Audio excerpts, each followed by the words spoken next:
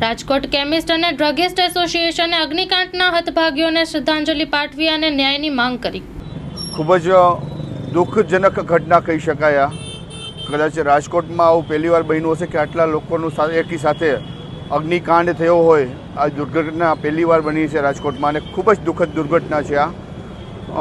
ખાસ કરીને જ્યાં જે કોઈ લોકો જવાબદાર છે, જે માલિકો આ ઘટનાના જવાબદાર છે, તેમને સજા થવી જોઈએ અને જેમના પરિવારના કોઈકને કોઈક ગયા છે આ દુર્ઘટનામાં, એ લોકોને અમે તો સાંત્વન આપી શકીએ, બાકી તો કંઈ ન કરી શકીએ, પણ એ લોકોને સંતોષ થાય એવો ન્યાય મળે, એ લોકોને ન્યાય મળે એવું કંઈક સરકાર તરફથી થઈ શકે એવી અપેક્ષા સાથે। આજે જે મીણબત્તી તમારા હાથમાં છે, મીણ પડે તોય ગરમ લાગે છે, ત્યારે 800 ડિગ્રીમાં લોકોના મૃત્યુમાં ગુમ થઈ ગયા છે।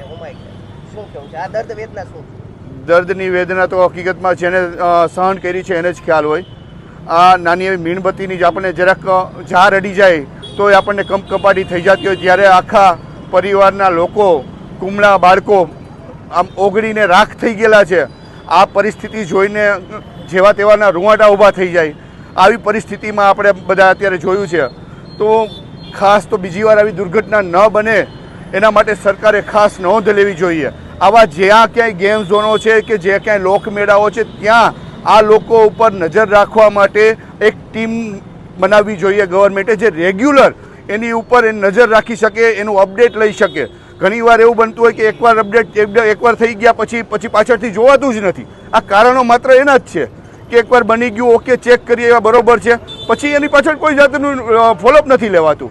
તો ક્યાંક ને ક્યાંક એક એવી ટીમ બનાવવી જોઈએ કે જે આવી જગ્યાઓનું કન્ટિન્યુ ફોલોઅપ લે કે ત્યાં શું પરિસ્થિતિ છે, શું છે, હજી પણ ત્યાં ફાયરના સાધનો અહીંયા એક્ટિવ છે કે નથી, આ બધી વસ્તુ ફોલોઅપ લે એના માટે ગવર્મેન્ટે એક ટીમ બનાવવી જોઈએ। ખાસ તો આજે કેટલા સભ્યો આપ ભેગા થયા કેમિસ્ટ અને ડ્રગિસ્ટ એસોસિએશનના શ્રદ્ધાંજલિ પાઠવવા? જી, અમારા લગભગ 250-300 સભ્યો ઉપસ્થિત રહ્યા છે અહીંયા કેમિસ્ટ એસોસિએશન રાજકોટના। ટૂંકી જ નોટિસમાં બધા હાજર થઈ ગયા છે અને બધાના દિલમાં ક્યાંક ને ક્યાંક આ દુઃખ છે જ તે।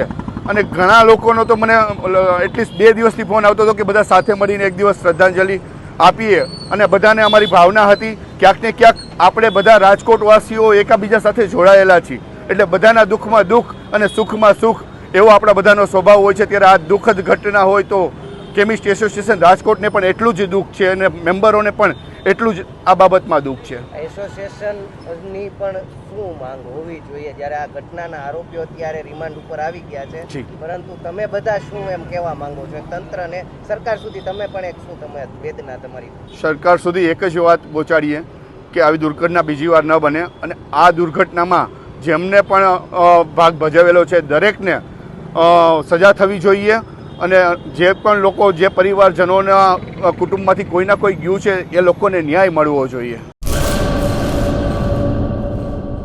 સ્ટાફ જોઈએ છે। મીડિયા ક્ષેત્રે કારકિર્દીનું ઘડતર કરવા માંગતા યુવાનો માટે સુવર્ણ તક। ન્યૂઝ એન્કરિંગ કરી શકે તેવા એક મેલ, ન્યૂઝ એડિટિંગ માટે એડોબ પ્રીમિયરના અનુભવી 2 મેલ, માર્કેટિંગ કરી શકે તેવા ઉત્સાહી 1 મેલ। સંપર્ક 97 252 061 24 26। તમામ સ્ટાફ ભુજ કચ્છ ઓફિસ માટે જોઈએ છે।